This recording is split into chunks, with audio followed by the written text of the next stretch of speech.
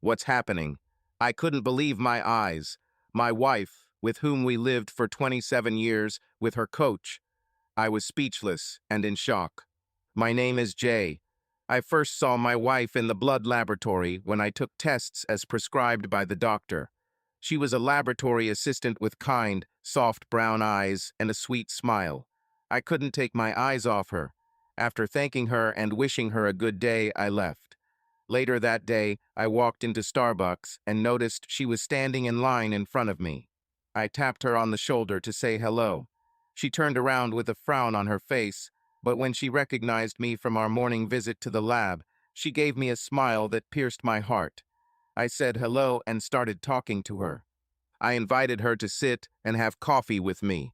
She agreed, and we continued talking. Her name was Catherine, but she asked to be called Katie.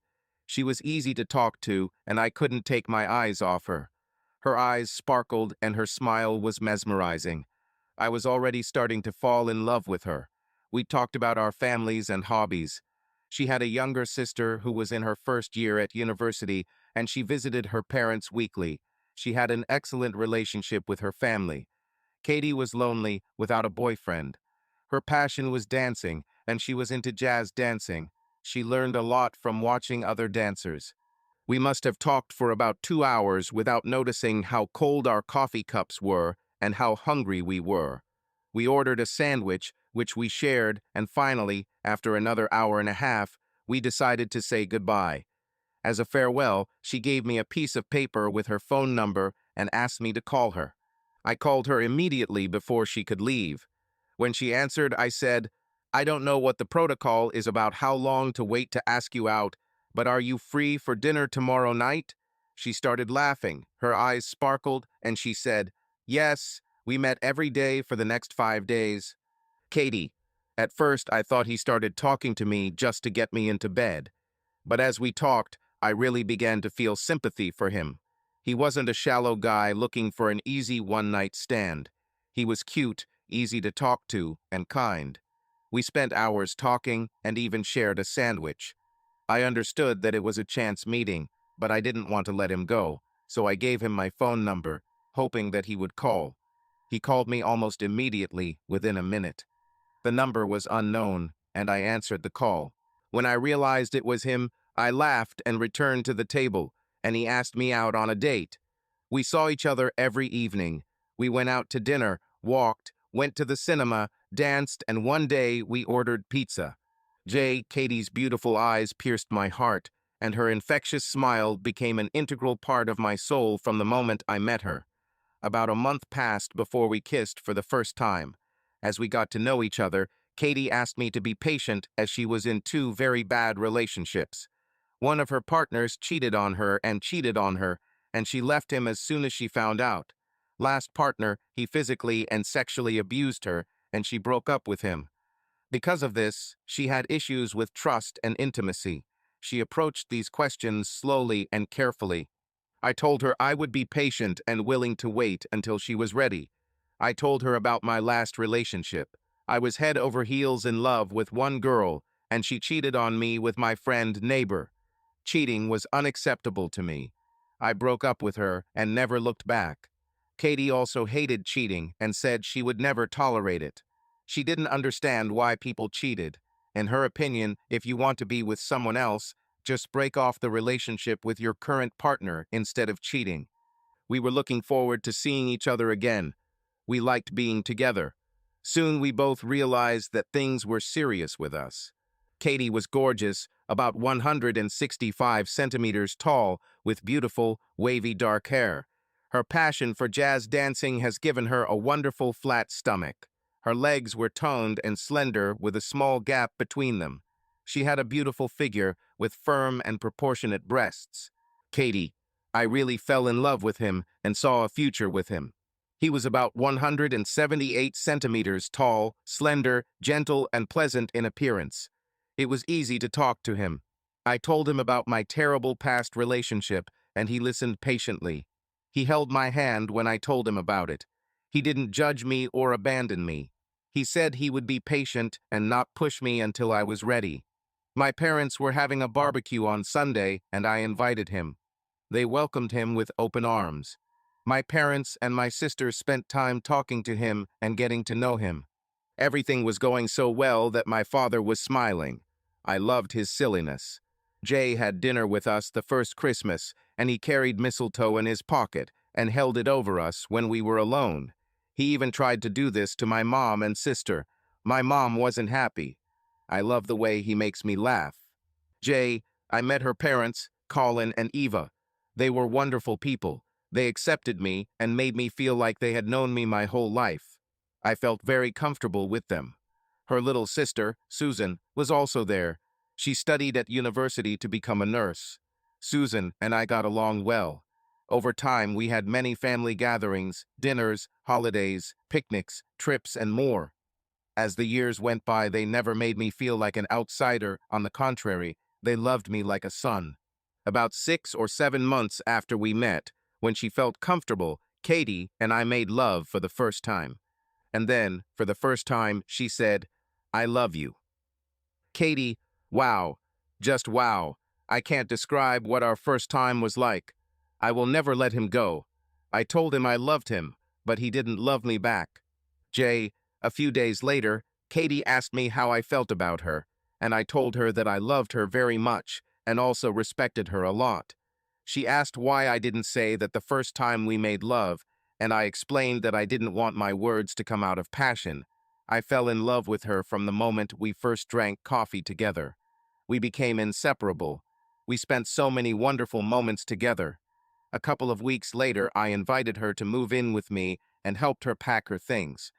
We always did everything together. She was like an extension of me. We spent almost all our time outside of work together, and of course, we made love constantly. Katie, we became inseparable. I thought about him every minute of every day and how lucky I was to have found him. I fell in love with him more and more every day. I loved being with Jay. I moved in with him, and he made me feel special every day. He was there for me when I was in a good mood, in a bad mood, or when I was in a mischievous mood. He was there when I was sick. He was with me through all my ups and downs and through my mood swings. He was there when I told him about my fears, insecurities, and secrets. He was there when I shared my quirks and quirks with him. He listened and hugged me. Jay made me feel amazing talking to him and being around him. He made me believe that I was worthy of love just the way I was. He believed in me. Katie moved in with me about 8 months later. About 6 months after she moved in, I contacted a friend who was a songwriter and singer and asked him to write a song about my love for her and how I felt. I told him all the important moments and events that I wanted to include in the song. I really liked the words he came up with and the fact that he could perform them. This will be my confession song. Katie and I discussed getting engaged, getting married, and having children several times. She was not keen on grandiose or ostentatious engagements. She loved everything simple and intimate. I invited her sister, parents, and herself to a nice restaurant. I made an agreement with a restaurant owner in advance. The songwriter and his wife were sitting at a table nearby, and after dinner I signaled to the singer. When he started singing, I asked Katie to dance. He sang our song while playing the guitar. It was a slow dance. I think some of the events described in the song seemed familiar to her, and she continued to look at me questioningly. The last line of the text contained her name, and she began to cry. At the end of the song, in front of her family, I proposed to her. I told her that from the first moment I met her, her name was etched in my heart, and that every beat of my heart was calling her name, how much I loved her, and that I wanted to spend the rest of my life with her. She said yes. Katie, Jay asked me to move in with him, and he helped me with the sublease of my apartment and the move. Interestingly, when we had household chores, he never said that he was helping me wash the dishes, wash the clothes, or clean the apartment. He always said that this was his home too. He also does the dirty dishes and carries the laundry, so we do those responsibilities together. Jay wanted to have a family dinner, so he organized dinner at one of our favorite restaurants and invited my sister and parents. This was not unusual as we all got together regularly. Just before dessert, Jay asked me to dance, and someone nearby started singing a song. This was unusual as this restaurant did not have a dance floor and Jay did not usually like to dance in public.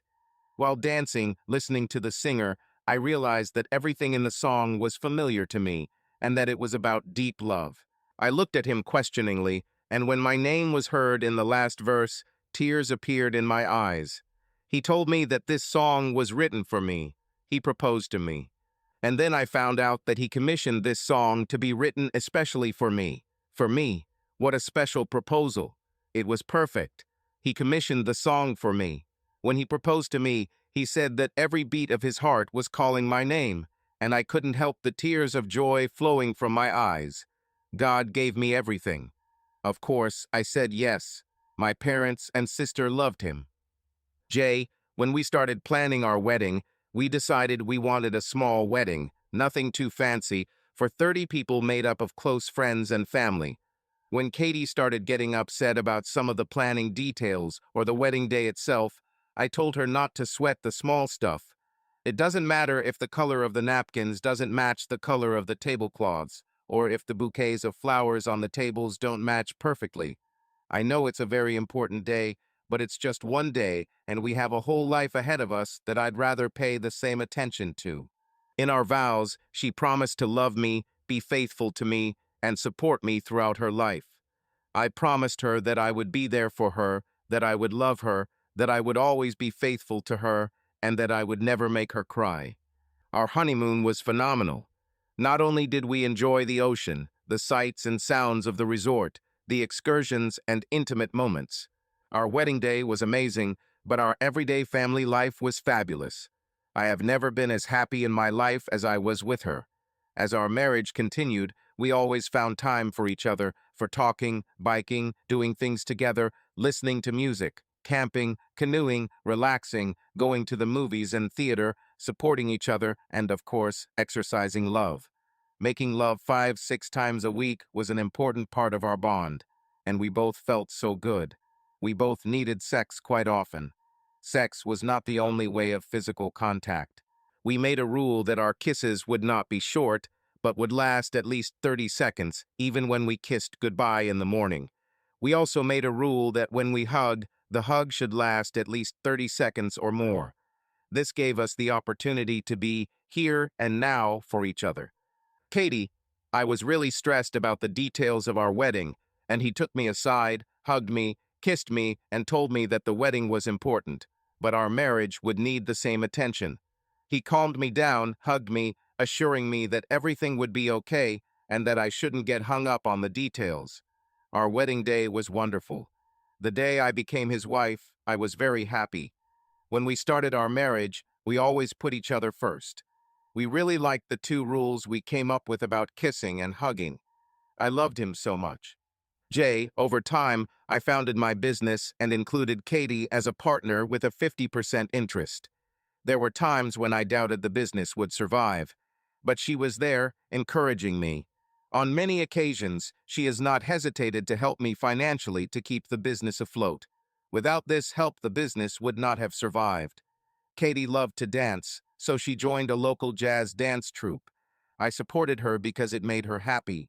She went to rehearsals 1 night a week and practiced at home the whole time. I attended almost all of her competitions and performances. I was always waiting for her when she left the dance floor after her number. I could never get enough of the sight of her, especially when she was in that cute tunic she wore for dancing. God, even after all these years, I still loved her so much. My love for her continued to grow day by day. After 20 or so years, we built a beautiful custom home. Katie and I discussed the issue of children many times and decided that we would not have them. It wasn't that we didn't love them, but we felt that there were too many children in the world who were suffering, and we should help these children if we could. Her parents were disappointed, but they understood us. After all, who doesn't want grandchildren? Katie's sister, Susan, was now married, and I think there was now some pressure put on her. Over the years, my business took off and demanded more of my time. When I realized that I was working long hours, I made a rule for myself that my workday ended at 5 p.m. on the days that Katie was home so that I could spend time with her, and I strictly adhered to this rule. I also hired more employees to help with business expansion. Katie wanted to compete in dance competitions professionally, which meant she needed a coach. To pay the additional cost of a coach, she opened a dance school for young students and quit her job in the laboratory. The school was an immediate success, with young and adult students registering, and Katie began teaching. She found a trainer named David who was highly qualified and experienced. Her practices and rehearsals usually took place in the evenings too, sometimes 3 times a week, but Katie and I still contacted several times a day by phone and spent time together almost every evening, as well as after her classes and rehearsals. Our sex life dropped to 3 to 4 times a week as she was often tired and her legs hurt after all that dancing. I tried to support her and be there for her. Katie and I were very close and our family life was good. Katie, our marriage was strong and we each relied on the other for a happy life together. I loved to dance. I had an incredible husband whom I loved more than anything in the world, and a completely satisfying sex life. His business grew and became very successful, and he encouraged me to follow my passion for dance. I wanted to take my dancing skills to the next level and compete professionally. I hired a highly recommended coach, David, who could help me achieve this goal. David knew his dance moves and what it took to compete in major competitions. He taught classes and training in the evenings a couple of times a week, since he taught other classes during the day and was very strict. To pay for his training and spend more time on my dancing, I quit my job and opened a dance studio where I offered classes. David transferred his other dance troupes to my studio. I loved what I did, taught, and learned. I really appreciate the support, Jay, in all of this. Katie has always been in good shape, but over the years dancing has made her body beautiful. She glowed when she smiled. We were happily married, or so I thought. I was working on an important 7-figure contract, and the client wanted to meet with me around noon on Saturday to discuss timelines and plans. Their team was not available on any other day or time. Since it was a lucrative contract, I called Kathy and told her what the client wanted. That weekend, she had a dance competition tryout in Minneapolis. I always accompanied her to these meetings. She was due to leave on Friday and return around midnight on Sunday. She said not to worry, she would go herself. She understood why the client was important, and it was okay if I missed her dance, and that we could watch a video of the dance when she got home. This will be the first time we spend the night apart. Katie, I became a much better dancer over the years, and David made sure I entered as many dance meets and competitions as possible to give me the opportunity to express myself. I have earned several awards and cups.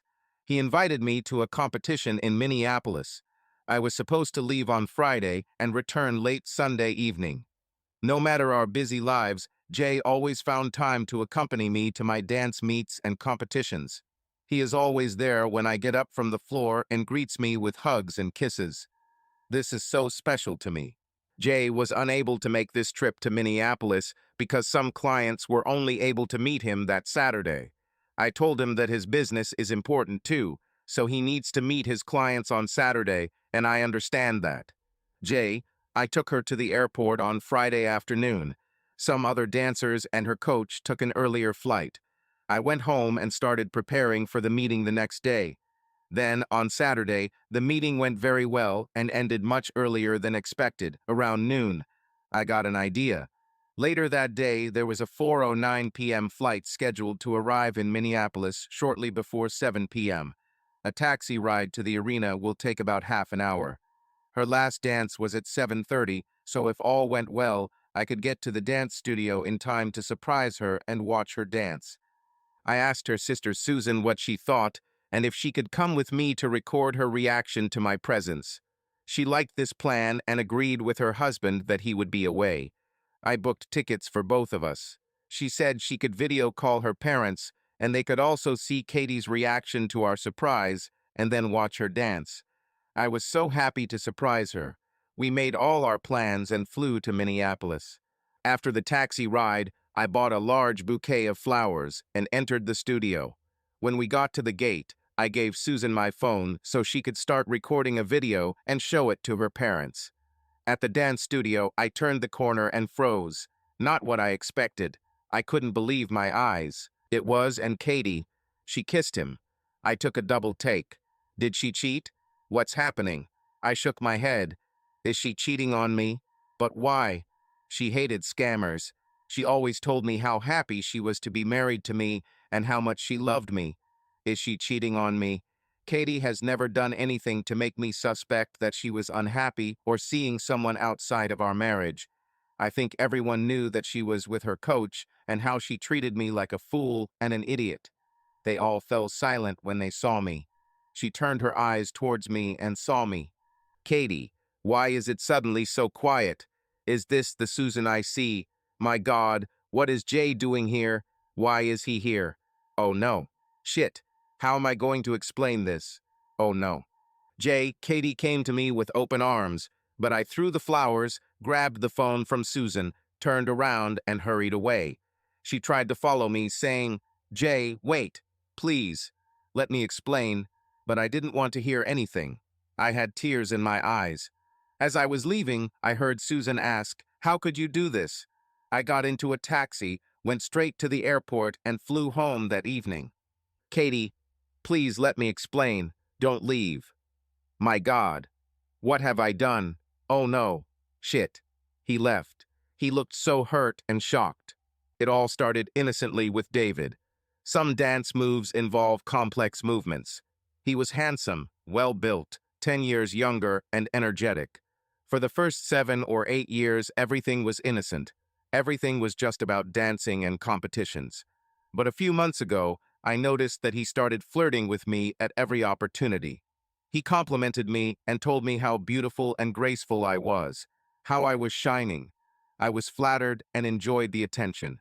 About 2 months ago, he hugged me and kissed me. At first, I felt uneasy. I wasn't interested in him in that way. I was a devoted wife and lived a phenomenal life. But I was pleased that the young man found me so attractive and desirable. I kissed him back. I felt so guilty. How could I do this? I decided that this would never happen again. I've had a wonderful life-caring husband whom I loved more than life itself. I didn't want to ruin my marriage. After the next training session, I told David that the kiss should never have happened, and I didn't want to jeopardize my wonderful life with my husband. David came to me, hugged me, and I became weak. He kissed me, and I kissed him back. We had sex. I cheated on my husband. Cheating is something that I myself hated. Why did I do this? But I let it continue. I couldn't understand why.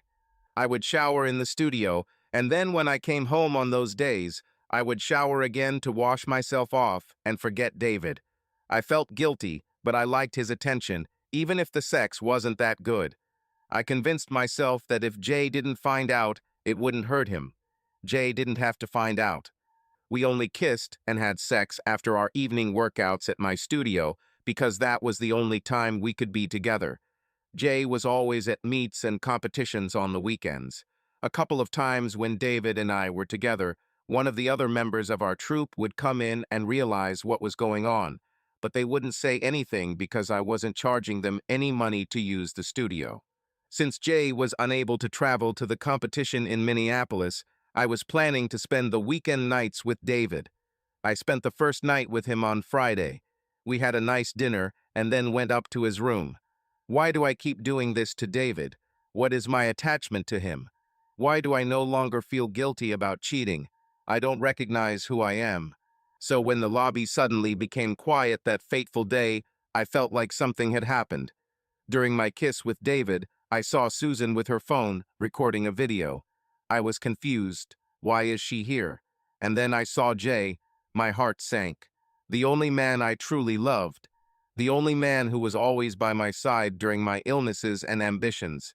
The only man who supported me in everything. The only man who calmed my fears and insecurities. The only man who understood my ups and downs. The only man who lifted me to new heights. This man saw me in the arms of another man. I betrayed him. I cheated on him. I deceived him. I felt so dirty. And he left the building, leaving the flowers that were intended for me. Susan was so angry with me, and I found out that my parents saw all this. What have I done? What have I gotten myself into? Tears began to flow. I didn't know what to do or how to fix it. What will I tell Jay? How do I explain this? I tried to call Jay many times, but he didn't answer. I sent him many messages, but he ignored them. What kind of porridge did I make? I needed to return home urgently. He looked so offended and in such great pain when he left. All this is because of me, because of the love of his life. I missed the remaining competitions. I tried to book an earlier flight home, but there were few available flights, and they were all full, so I kept my original ticket and stayed in my hotel room alone until it was time to leave for the airport. David tried to call me. He even knocked on my door, but I didn't answer anything. My parents called me that night and told me they raised me better than this.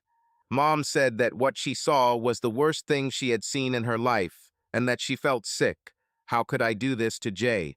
But what shocked me the most was when my dad said that he had never been so disappointed in me. I started crying again. Jay, I didn't know if Katie finished her dance or how she did it. Susan called me not knowing what to do, and I told her to check into a hotel and return home as planned since there were no seats available on earlier flights and that I would talk to her later. Katie tried to call me several times, but I did not answer her calls. She sent me a lot of texts, but I didn't even open them. I didn't understand. She never said she was unhappy or dissatisfied. I thought I supported her and tried to never take her for granted. I thought that I loved her and that she was happy. I admired her, respected her, and trusted her. Oh, how wrong I was about trust. What did I do wrong? Was I not supportive enough? Didn't he satisfy her? Did he offend her? Did he insult you? Did you ignore it? Was she bored with me? What happened? I just couldn't think straight. Oh God, it hurts so much. Why is she doing this? I was confused. It felt like my whole life had just collapsed. My heart was broken. I was shocked, confused, hurt, and angry. Was our life together a sham? David was her coach for over 7 years. How long has she been cheating on me with him? Did she have others before him? Our life together was a lie. Looks like she replaced me with David. She always told me how much she loved me. She probably met with him in the evenings after rehearsals, all those evenings when she said that she was late because the dancers from the troupe were going to have coffee after rehearsals. Coffee, right? What a fool I was. My flight took off at 23:30. During the flight, I thought and reflected a lot about what I saw and what it meant. I couldn't get what she was doing with a coach out of my head. My imagination painted a variety of scenarios of how they could be together. I couldn't stay with her. I don't know if I can ever trust her again. There is no relationship without trust. I couldn't stay with a man who didn't respect me. When I got home, I packed my clothes and toiletries and left. It was about 8 a.m. I checked online to see if there were rooms available, and luckily, I found one right away. I paid a deposit and paid a month's rent and moved. When I left her a note. Katie, I was so excited to surprise you because my meeting went very well and ended early on Saturday, so I decided to come over to see you dance. I didn't expect to see what you do with a coach. I don't know how long this has been going on or how serious your affair is. Looks like you both are pretty serious. Your entire troupe knew about your betrayal, and you kissed him for real in front of everyone in the foyer, in full view of everyone, without even trying to keep it a secret or be private or discreet. You are with him, and your whole dance group probably had a good laugh at how cleverly you hide everything from me and at how I ran out of the studio like a fool. I feel betrayed. You lied to me and deceived me. I feel like a failure and a fool. I truly love you with all my heart and thought you felt the same about me. You told me how much you loved me and that I was your soulmate. Perhaps words are nothing. I'm sorry if I didn't love you enough or satisfy you in bed enough that you turned to another man. Looks like you replaced me. My heart is broken, and I don't know how I can get through this. I still can't believe that you could cheat on me, especially when I supported you and tried to be there for you at every stage of our lives, your career, dancing, and everything else. I believed every word you said about how you treated me. I think I really was a fool for believing every word you said. All these coffee gatherings after rehearsals, how easy it was for you to lie to me. Wow. And you were probably thrilled that I couldn't go to Minneapolis with you. Now I understand that I was your backup plan, your plan B, an afterthought. I wonder if you thought about him when we made love, or if you wished it was him and not me. Did you come to me after you were with him and give me what he left behind? All you had to do was tell me that you wanted to be with someone else, that you were no longer happy with me. I would, although reluctantly, let you go. When a marriage is no longer working, you need to move on. If your husband no longer satisfies you or makes you happy, you need to find someone else who will love and satisfy you, and you turn to him. Know that I truly want you to be happy, even if it's with another man. Since you are already in a relationship with him, I will not pursue you, as I believe that it is not worth pursuing a woman who is already with someone else. I will not interfere, intrude, or mess with you, and will leave you alone to live your life. I found a small room to rent and moved. I'm taking a few weeks off, so I won't be going to work for a while. I will also turn off my cell phone and will not use my laptop. I need time to think and plan my future. I spoke with Peter and asked him to consider my options for divorce. I gave him all our financial and investment documents, as well as videos. He will contact you. If you need to contact me, please contact me through Peter. I plan to contact him every 10 days or so. I ask you not to bring your new lover to our house for a sleepover until the legal issues are resolved. But if he has already spent time in our bed, then I can only be sorry. Peter will send you all the passwords and contact information you may need for your home. I wish you all the best and happiness. J. I left a note on the dining table. I looked around the house before leaving. So many good memories, or so I thought. I went to my new home and settled down there. My heart was so broken, and I was so confused. I couldn't stop crying. I couldn't concentrate on anything. I just stayed in bed for days on end. Couldn't sleep. I had no appetite and didn't eat anything. A few days later, I bought a prepaid phone so I could contact the office and Peter. Katie. When I returned home, there was an oppressive silence in the house. He was nowhere to be found. I went to the shower to change and noticed that all of his clothes and belongings were gone. Tears began to flow again. My heart sank. Where is he? What have I done? Why did I hurt the only man I truly cared about? I found his letter on the dining table. Oh no, he thinks I replaced him. He thinks that my words about love were empty. He thinks I was unhappy and unsatisfied at home.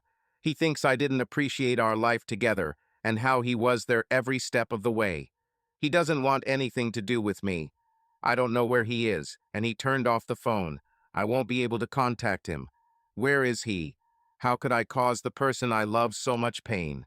How can I get out of this situation? How can I fix everything? I can't reach him.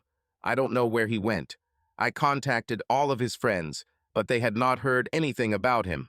I asked them to tell him to call me if he gets in touch. I called my parents and told them how I cheated on my husband, and that Jay found out about it and left. Nobody knew where he was. Mom said that I didn't deserve him and that it was good that he left. I understood their anger and told her that I was more angry with myself than they could imagine.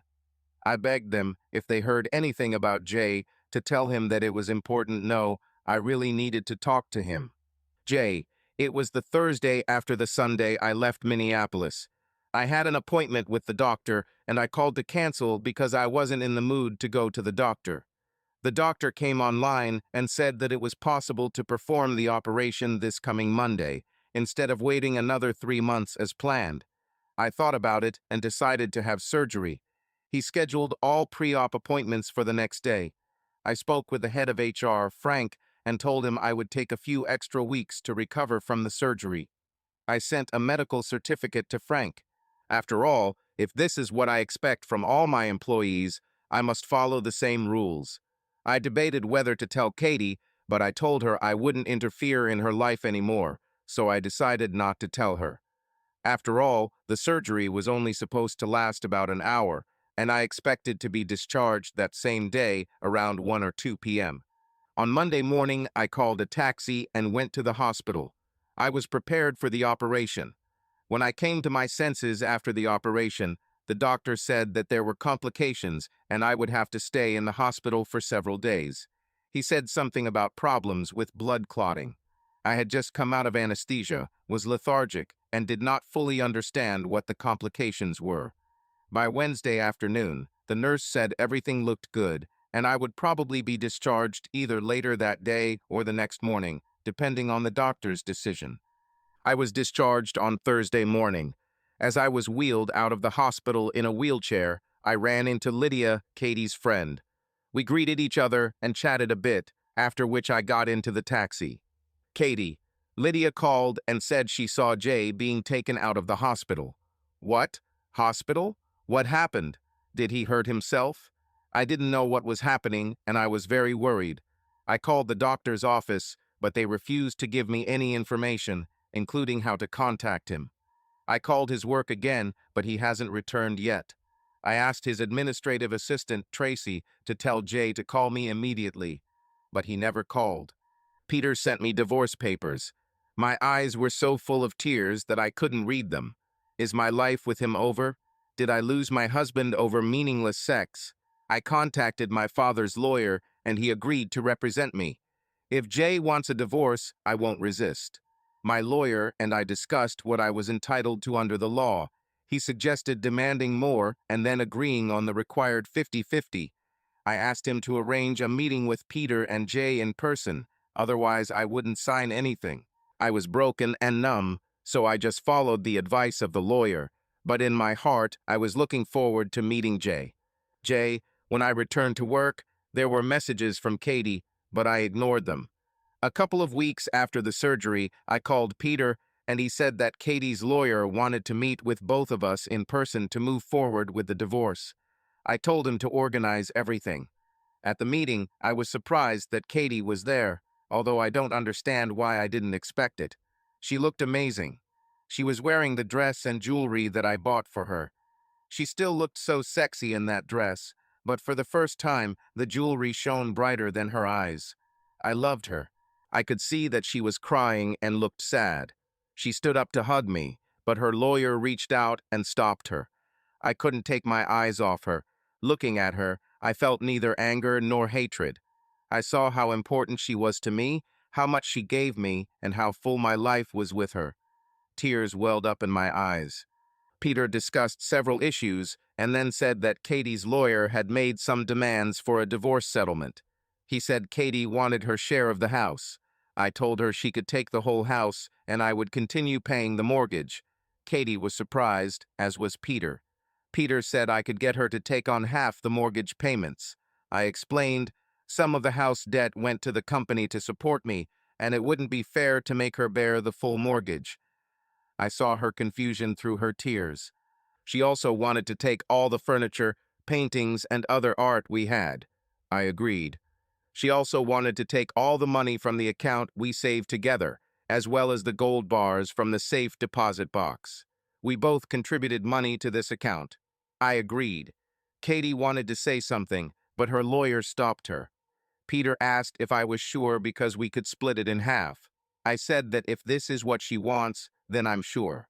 Katie didn't want me to touch her pension or her pension plan, even though it was twice as big as mine. She won't touch my pension plan. This was our retirement savings. We had hoped to enjoy retirement together, but life has cruel twists and turns. I didn't want to deprive her of her retirement savings, so I agreed. Peter said we could split it in half, but I said, no, I won't touch her retirement funds. Katie wanted to take our convertible and my watch collection. This surprised me. The watch collection contained rare pieces that I had collected during this time. I looked at her in bewilderment because I didn't think she was interested. But after a few moments, I agreed. Peter asked me to reconsider, but I said that if she wanted it, she could take it. There was a look of surprise on Katie's face because she knew that both of these subjects were part of my favorite hobbies. Katie wanted to give her share of the business to me. I said no. She deserves 50% because she supported me unconditionally and more than once helped me financially during the weakest times of the company. Without her, there would be no company. I can't take that away from her. Peter said we could create a tax system where she would get a smaller share so that I would have a majority stake. I said no, let it be the full 50%.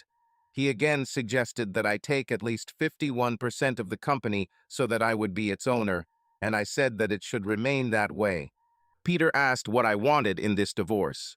I replied that everything we talked about suits me, and I don't want anything else. After what I saw in Minneapolis, I can't stay with someone who doesn't value me, doesn't respect me. Katie continued to look at me, shaking her head, tears streaming down her face. She started to say something. Her lawyer tried to stop her, but she waved him off. We all paid attention to her. Katie said, "Lydia told me you were in the hospital. I hope it wasn't serious. Sorry that you're not telling me, but I understand. I wish I could be there for you. Jay, I'm so sorry for what I did. I should have stopped him and never started with him, but I was flattered that a young man found me attractive and desirable, and I didn't say no. I didn't really recognize myself when I was with him and felt disgusted with myself for cheating, but for some reason I didn't stop. I never meant to humiliate you, hurt you, or jeopardize our marriage. I never thought you were a fool. You have never left my heart. I value you very much, adore and respect you. The affair was never about love or sex because you are the best lover I have ever had." Ironically, sex with him was unsatisfactory, but I still kept coming back to him. I always took 2 showers, one in the studio and one at home.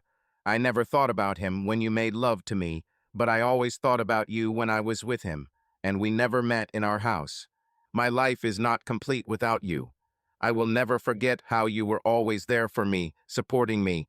I'm very sorry for what I did. I understand that I caused your pain. I'm so sorry. I cannot turn back time and stop myself, correct what I have done. I know I broke the vows I made to you and the promise I made to you. It hurts me. I lost you, but I live every day in the hope of your forgiveness, in the hope of fixing what I broke, in the hope of taking away your pain. Someday, I hope you will find it in your heart to forgive me. You're being too generous in this scam. I thought that you would fight for everything because I cheated on you and betrayed you. My lawyer told me to demand more than my fair share. You didn't have to agree to everything he demanded, but I know that you are not a vindictive person, but a kind and compassionate one. That's why you didn't yell at me or curse me when you found me in Minneapolis. You didn't say anything to David, didn't make a scene, and didn't follow him. You just turned around and left. I realized what I did to you. When I saw the pain in your eyes when you left, my heart sank for what I had done. I also want you to know that I quit playing jazz and competing. I broke up with David and terminated his lease at the studio. I will never make love to anyone else again because you are the man who was made for me, and I seriously screwed it up. Please know that I love you. I have loved you from the first day we met, and I will love you until the day I die. What I did was stupid and reckless, and I have never loved anyone else. I just want your forgiveness. Jay, when she finished, she was sobbing and tears were streaming from her eyes and her mascara was smudged. My eyes were also full of tears. I felt really bad for her. I wanted to hug and comfort her, but I couldn't get out of my head what I saw when she was with the trainer, and I didn't know how to trust her again. I told her, "You are a beautiful woman, smart, successful, and sexy. Every man on this planet would want you, and I understand that. I was so proud that you chose me to love. I never thought that you would choose anyone other than me. I was completely shocked by what I saw and couldn't believe my eyes. I don't know what I did or didn't do that made you turn to another man. Ever since this happened in Minneapolis, I've had the feeling that I'm not important, that I'm second in your heart. I was sincere in the note I left you. You gave yourself to him both physically and mentally, and I wondered if you were just playing a role with me. Trusting and doubting your words has become a big problem, and I don't know how to deal with it. I started seeing a counselor, but I'm not sure it's helping. Please know that I want you to be happy. You don't have to be celibate for me because I know how important sex is to you, and I don't want you to suffer. I want you to be happy and find new love. As for what you want in a divorce, this is only a small part of what you have given me over the past 12 years. You supported me in my business unconditionally. You have made me happier than I have ever been. You made my life richer and fuller. You shared your life with me. You shared my bed. You gave me your love. You gave me a purpose in life. You helped me become a better man. I became more compassionate, kind, generous, understanding, patient, considerate, joyful, and less arrogant. I love who I am becoming, and it's all thanks to you. I am indebted to you for this. That's why I don't dispute anything you asked. As for the operation, at the last moment a place became available for the one that was to take place in a few months, and I decided to go for it. I debated whether I should tell you about this, but I said I wouldn't bother you anymore and decided not to. I cherish the countless moments and memories of our life together and will do so for the rest of my days. I mean it when I say I want you to be happy. And then I fell silent. Katie, how can I be happy without you? You have never been and will never be second in my heart. No one compares to you in how important you are to me and how much I love you. And it would not be a burden for me to be in the hospital. I would love to take care of you, especially given the complications from the operation. You must have been so lonely all those days when you were alone in the hospital. I hope you are well again. Jay, she stood up and was about to hug me, but changed her mind and left the room with tears in her eyes. I didn't follow her. Peter made me sign some documents and I left. I had to start my life over again. How can I do this when Katie has been so intertwined with every aspect of my life for so long? A few weeks later, I returned to work. I spent 10-12 hours a day at work, 7 days a week. Every morning I went to the gym. My body has become stronger and leaner. A few women showed interest in me, but I wasn't ready to date. Besides, it wouldn't be fair to be with them when I still love someone else so much. My company was thriving, and from the profits I was able to afford a huge raise, a truck, and an apartment. I still spent long hours at work because personal time without Katie was too painful. I missed her at night. This is how my life went. Work all day, sleep, gym, and work again. I didn't go anywhere, didn't take a vacation. Katie, I went back to work at the blood bank. My routine included working, going to the studio after work and teaching dance to the kids, going home, having a snack and sleeping. And longing for Jay, David tried to contact me several times. I finally met him for coffee one last time and told him not to contact me again, and that if he showed up at my house or studio, I would get a restraining order and tell all the other studios what he did to his student. This will ruin his professional reputation. I blocked his number. I know it's not his fault. He saw easy prey and followed behind. What man wouldn't do that? I was the one who allowed it to start and continue. I'm the one who cheated and ruined my marriage and hurt the only man I'm still so in love with. It's all my fault. The irony is that the sex with David wasn't even good. Jay has not returned my calls, texts, emails, or my notes left at his work, and I have had no contact with him since we met with the lawyers. I decided to write him a letter. Dear Jay, I am so sorry that I entered into a relationship with David. I thought a lot about my affair and how it destroyed us.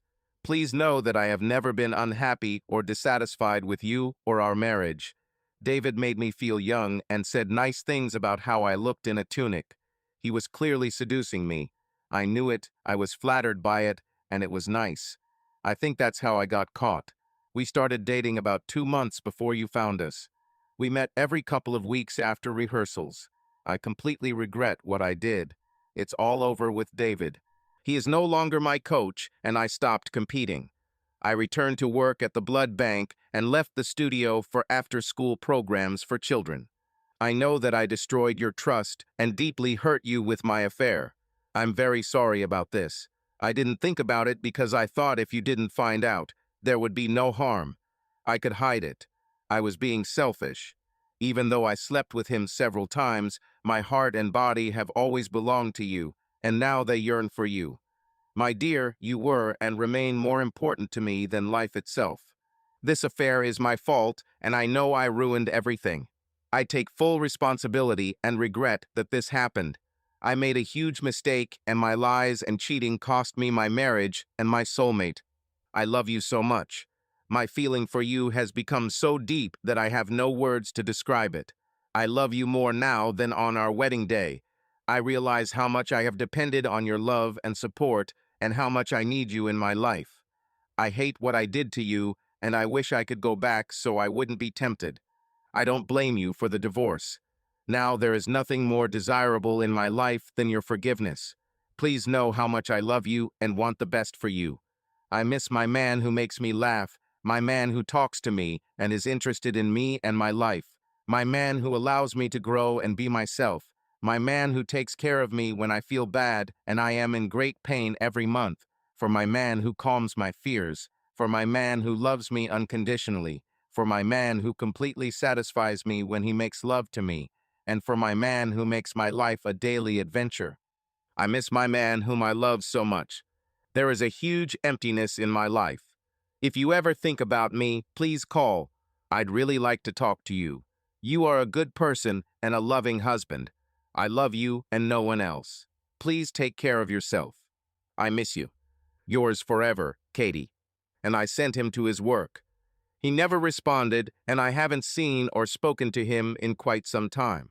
Jay, I started crying when I read her letter. Katie took full responsibility, as I expected. I felt empty inside and didn't respond. My administrative assistant, Tracy, came into my office and asked if she could share something personal with me. I told her several times about what happened between me and Katie. I looked at her and said that, of course, it is possible. Tracy said, "About 5 years ago, I had an affair that lasted a couple of months, and my husband found out about it shortly after I ended it. His rage and pain were unlike anything I had ever seen. He left. Over the next year, I realized how much I still loved him. I was the cause of all his pain and suffering. I took full responsibility for the affair and explained that it was a mistake that would never be repeated. We went to family therapy. In the end, he forgave me. 6 months later, we moved back in together and started working on our marriage. I think we're still working on it. It took time, but he began to trust me again. I will never break that trust again. I know in what mood you come to work every day. I see it in your face. You don't have to go back to Katie, but if you don't forgive her, it will eat you up inside, and you'll never get rid of this pain and suffering. Just think about it." I hugged Tracy and thanked her. I didn't know that Tracy cheated and that she had so many worries afterwards. She never showed it at work. Her advice was sound, and she told me something I had never thought about. I had a lot to think about. Katie, now I'm a director at a blood bank, and the studio is very successful. Some of my students have become professional dancers. I direct them away from David. When I get home, I watch TV or read a book. I'm very lonely, especially without Jay, and it's hard for me to sleep through the night. God, what have I done? Why did I do this? I can't even look at another man. I miss Jay so much, but I respect his wishes to not communicate. Jay, it's been about 2 years since that day with the lawyers, and I haven't had any contact with Katie. I haven't even seen her anywhere. I thought about her every day and wanted to contact her, but what if she had already moved on? What if she found someone and is now happy? I wrote letters to her, but did not send them. One day I was having lunch at a street cafe and heard, "Jay, how are you?" I immediately recognized Katie's voice and raised my head. She was with her sister. They went to lunch together and randomly chose this restaurant. Susan touched my back and kissed my cheek, telling me she missed me. I think Katie wanted to do it too, but stopped. Seeing her, I felt my eyes begin to moisten again. I wiped my face. She asked if they could join me, and I said I'd be happy to do so. We talked about how Katie has mended her relationship with Susan, how her parents have forgiven her, and how she is still working on regaining the closeness she had with them before all this. God, she was so beautiful. For me, there was no one who could compare with her incomparable beauty. I couldn't take my eyes off her. I continued to look at her, and tears came to my eyes again. She reached out and wiped the tears from my eyes. Katie said that since the divorce she hasn't looked at anyone else. She said that she had returned to work at the blood bank and that she was still running a dance school for children in the evenings, and everything was going very well for her. I told her about my day and how the company keeps me busy. They ordered lunch, and I ordered soup and a piece of toast. Katie asked if that's all I eat, and I said I don't eat much. I lost the joy of food several years ago and only eat to sustain myself. She said, "You seem to have lost weight and started exercising. You look good." I thanked her and said she looked radiant as always. I realized that I still love her so much. After lunch, I paid for three. Susan left a little early for the meeting. When Katie was getting ready to leave, she gave me a piece of paper with a phone number, although it was the same as before.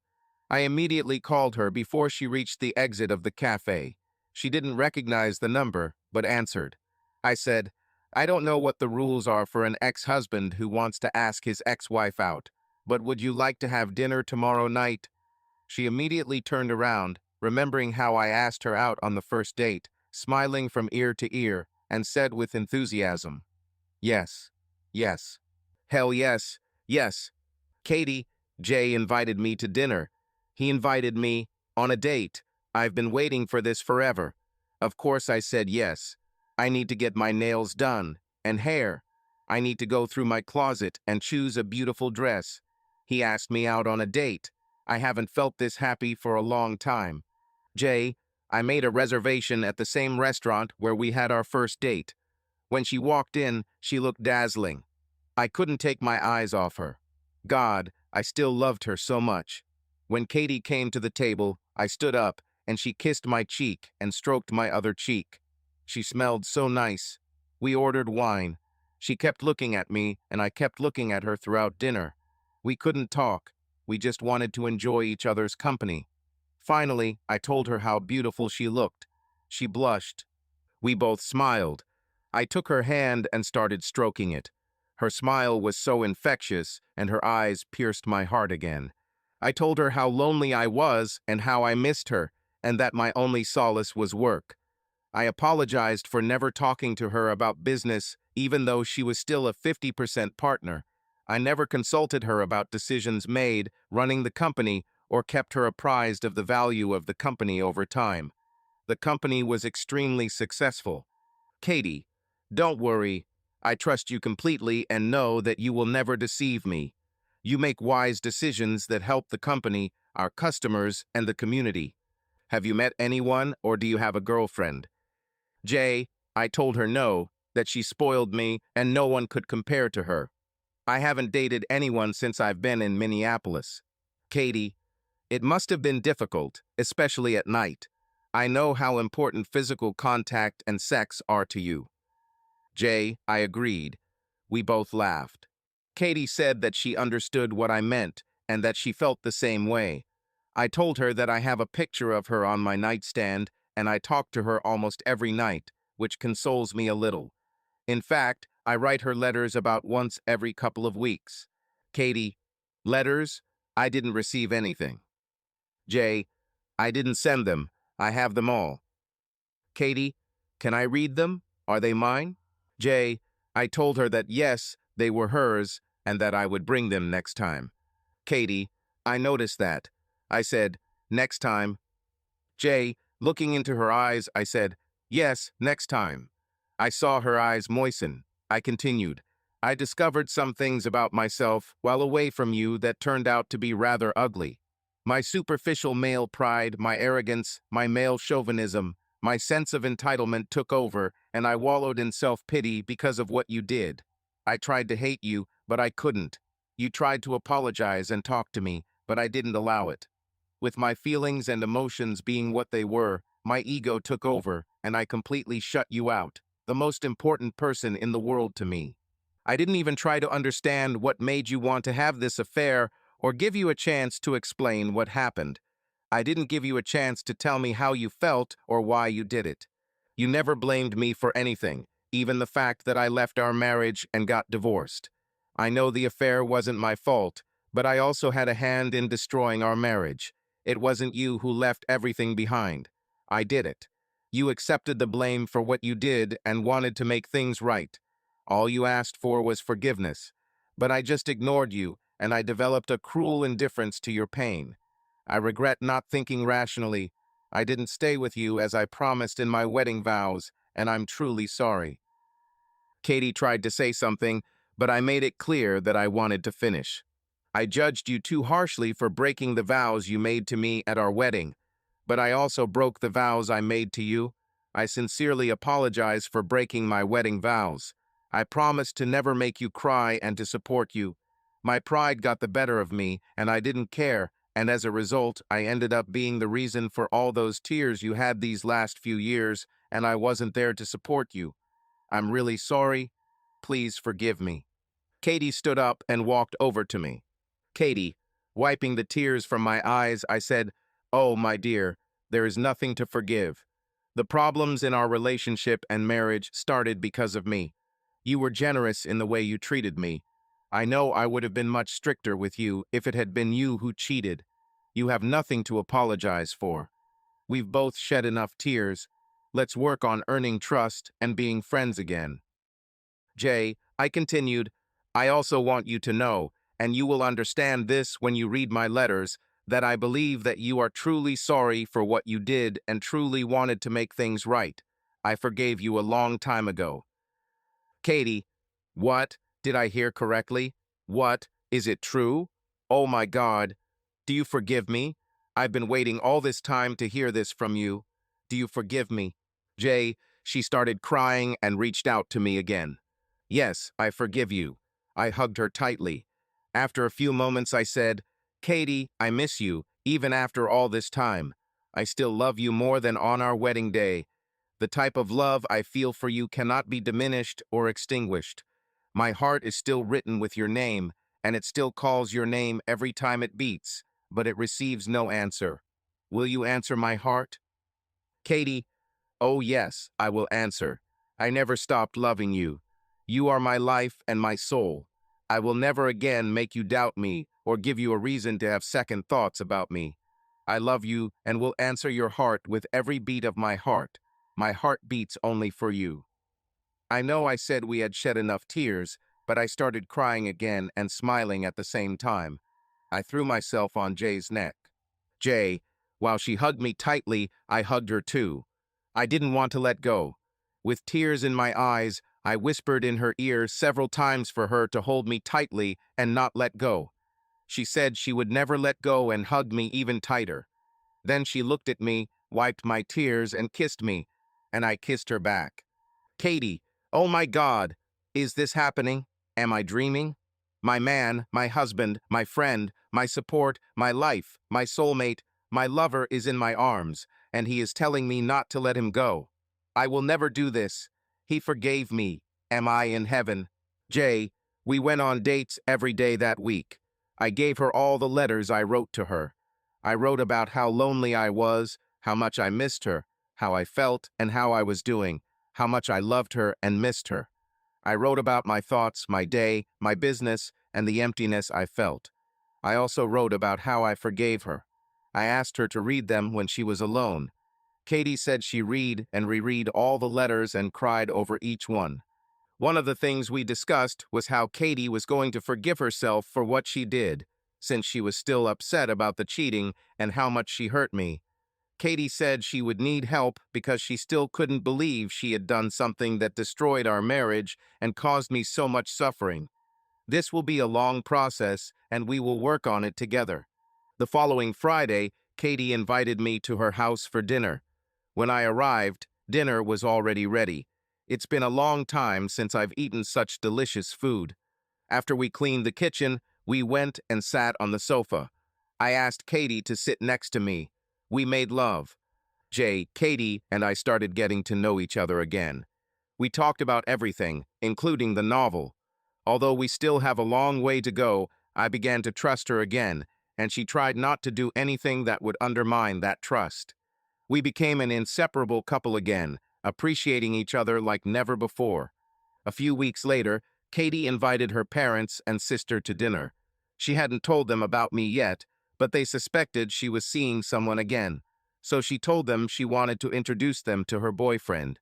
When they were seated, I came out smiling, with a bottle of champagne and 3 bouquets of flowers, one for her mother, one for Susan, and one for Katie.